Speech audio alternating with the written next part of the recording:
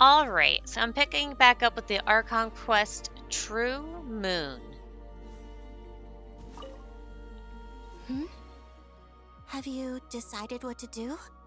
I hope it's not too dangerous. You really scared me when you said that thing about not leaving here alive. Come on, let's go find the other two.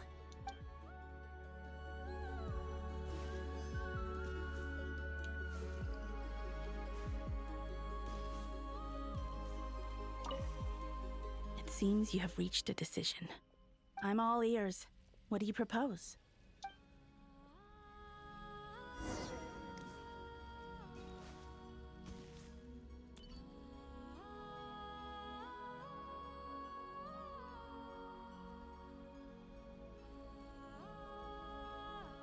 Have you figured it out, Columbina? Tell us, how do you plan to leave this place? I intend to die here, in this moment. And then be reborn in the future with the help of my friends. What? What are you saying? How can the dead be reborn? And how will you inform these future friends of your plans? You can't exactly leave oracles. Nothing can escape this place. Not a single ray of moonlight. And even if you found a way, what if they never find the message you left for them? You'll... No, that won't happen. Come again? They will find my message. I'm sure of it. I'm not following. How exactly will you achieve this? It's quite simple, really. First, I will leave my soul here.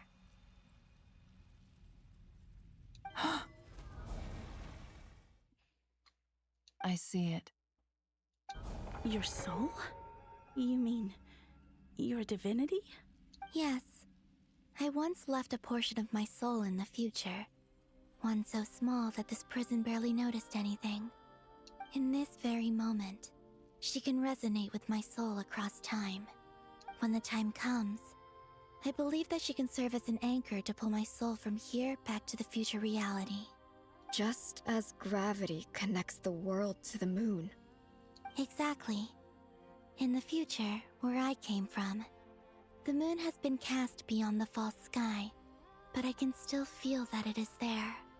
In a similar way, I can feel a connection to the soul fragment I left behind even now. My friends can use it to detect my presence. But how do you just leave your soul here? Is that even possible? On my way here, I met an ordinary mortal who entered this place long before I did. Her body is long gone, but her soul remains. And before that, I encountered an old enemy whose entire soul survives here intact, while the power that once corrupted his body has faded away. So, perhaps this space is specifically designed to imprison divinity and authority, but not the physical body. Still, even if your body can escape, would it not just be a lifeless husk without the soul inside? Wait, is that what you meant when you said you wouldn't leave alive? Yes.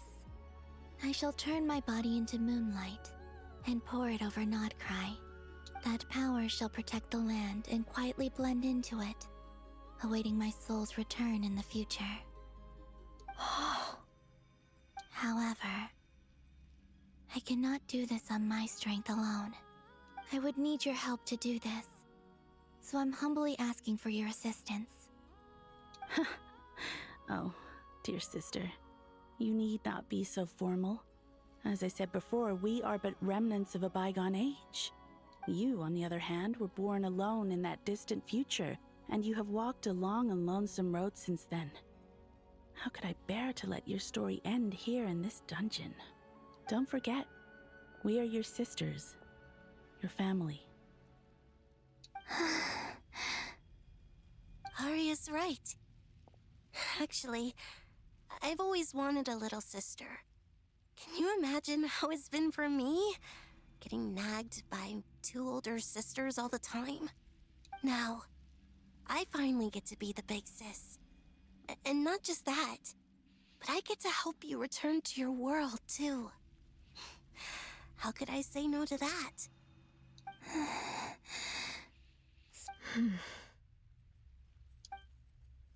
Canon? I'm sorry. I know this is a bold request. The Frost Moon is rightfully yours, and it remains intact. Oh, no, please. Don't misunderstand me, Columbina. I was just thinking back on the years that the three of us once spent together. You cannot imagine how happy I am to hear of the future world you describe. The Frost Moon Scions, your lovely, kindly friends. For the three of us, whose purpose in life was to maintain the peace in Teyvat. It is a great relief to know that the people of this world live in such an abundant future. If your plan can save them and save nod-krai, I will gladly give you all that I can.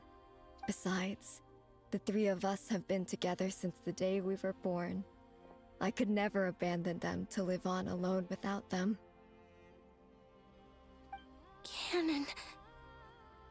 Still, I do have one question I would like to ask you before we proceed. Certainly. What is it? Why do you cover your eyes?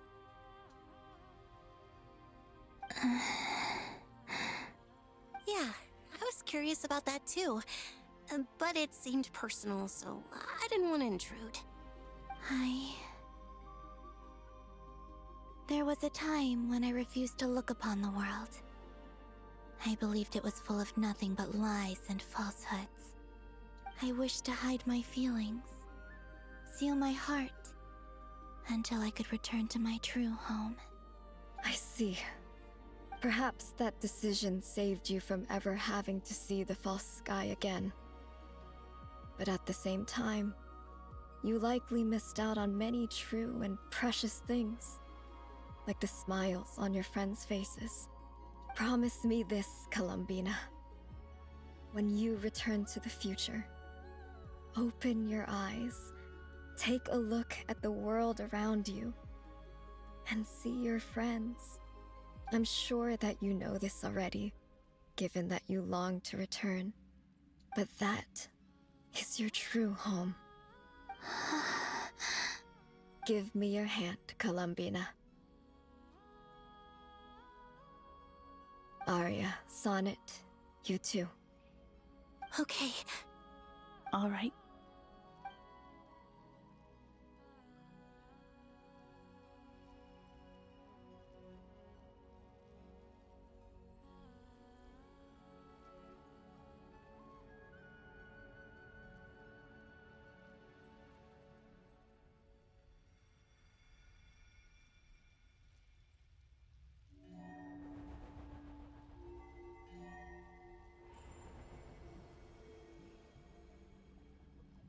We once were the songs sung for eternity, but now it is you who must continue to sing. We once were the tides in the great river of time, but now we subside, and you arise. We were the messengers of madness and inspiration. But now, the lies have faded, and your truth must endure. We are souls awaiting the sun.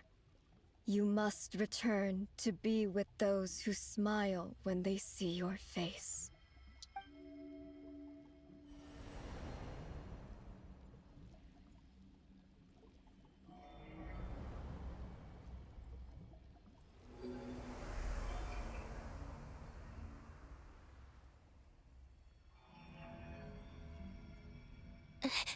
Is it done?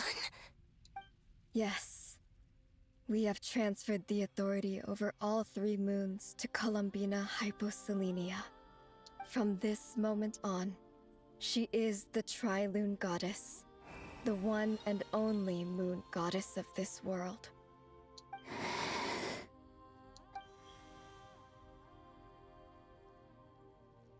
Thank you.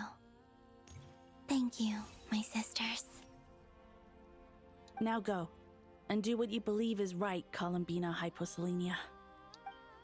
Be aware that we cannot grant you the power of the three moons beyond these prison walls. The conflict that arose over their remains following our disappearance will still take place. I understand. Sisters, oh, my body. It feels. Now that we have given up our power and authority, our bodies are merely mortal shells. This prison is dissolving them as we speak. It's okay, Sonnet. The end must come for every god, just as it does for every human. That's all this is. The final destination of our lives. Canon and I will be by your side the whole way. We have one final request, Columbina. Could you use the Three Moons' power to send us back into the real world? Now that we have lost our powers, I doubt this space will seek to hold us further. It's just, we would like to spend our final moments together in the only place we ever called home. Of course. Gladly.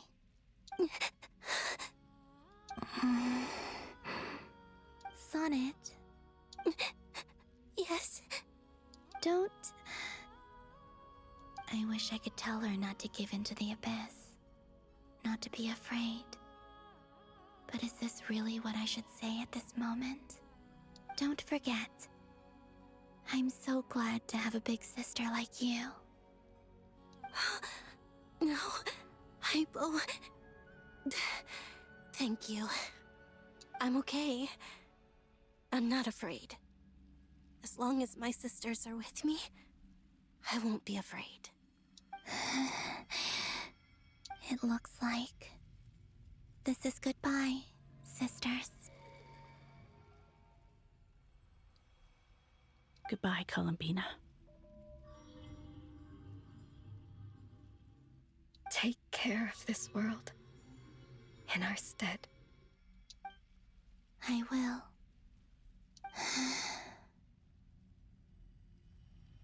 And now, it's time for me to bid farewell to my body, too. May it become the moonlight that keeps nod-krai company through the long years ahead. So this is why nod-krai was not always home to Kuvaki. It only appeared after I poured my body out upon this land, and only this land. Kuvaki responds to me because it is me, my body, answering the call of my soul. And the golden energy I've encountered on my way here was, in fact, that very soul, which I am about to leave here to guide me. O power Trilune, eternal moonlight, I, Columbina Hyposelenia, lay aside my body. Let it be cast into the dark night to illuminate the future. May it be a companion to all who dwell beneath the moon.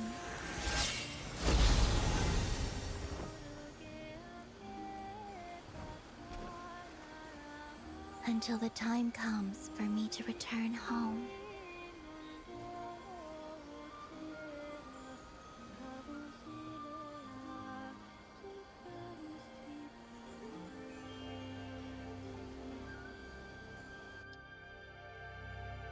Sleep, sleep now, my dear little dove.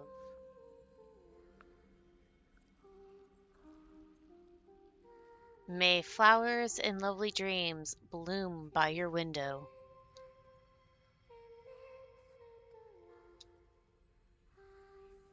O little dove, child of the moon.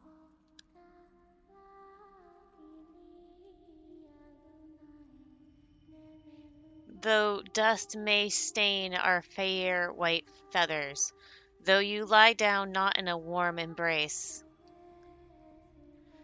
may the moon be with you in your slumber.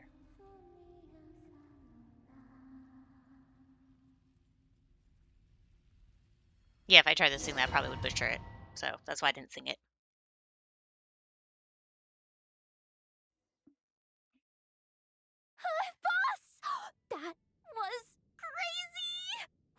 even allowed to see that? Is anyone? Oh, can you still see? How many fingers am I holding up?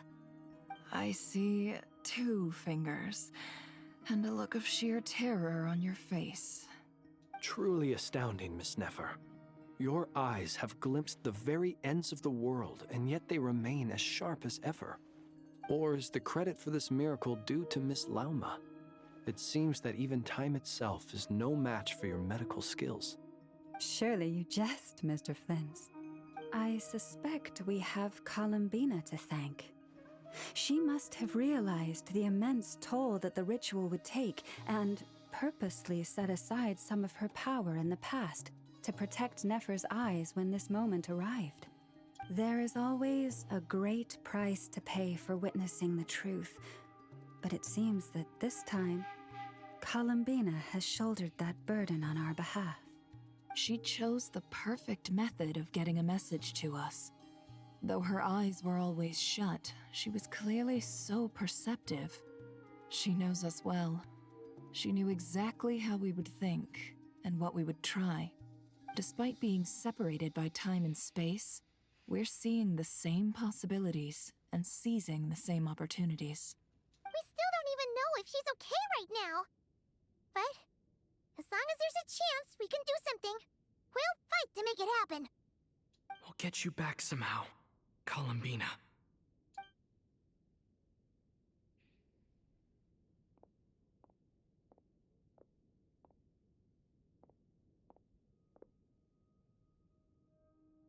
Well, based on the information we now have, let's figure out our next moves. Thanks to these gentlemen, we have a much clearer picture of the situation with Dottore. The civilian population has been moved to safety, so we no longer need to hold back. Miss Androne, how are the calculations going? So far, so good. I'll keep seeing how far I can push the system, though. Can't have Hatman being powered down for nothing. There's still a long road ahead.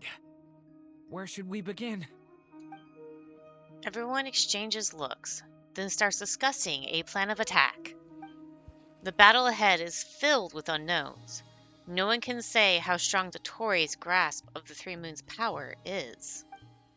But you are not about to admit defeat. Everyone is united and knows that no single person can accomplish the task ahead alone. Your only chance of victory relies on everyone working together, and just maybe, as a team, you can reach the moon and bring your long-lost friend safely back home. Our plan is clear. Time is short, so let's get moving. There's just never enough time, is there? Time is the bane of my existence. Ugh. Anyway, I'm gonna get back to work. All right, we'll do our part too. Yeah.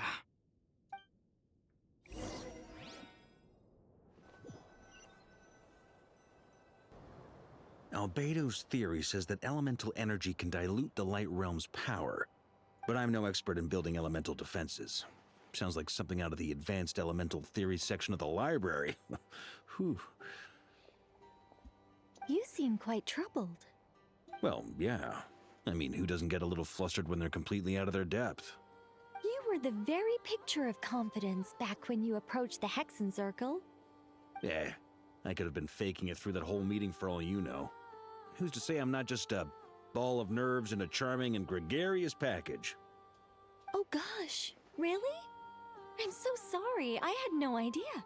Well, you're all the braver for it. Still, I was much more in my comfort zone than I am here.